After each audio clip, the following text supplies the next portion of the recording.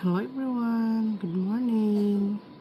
So time check is 3:53 a.m. So mao siyang kuan itsura diri sa amoa from our bintana sa attic. Yeah. So I don't know if this is what they call the okay. Oh, ngit-ngit pa man dito nga side. Ayan. So, diri grabe kahayag. Mao ba ka ning Northern Lights? I don't know. Maybe this one, no?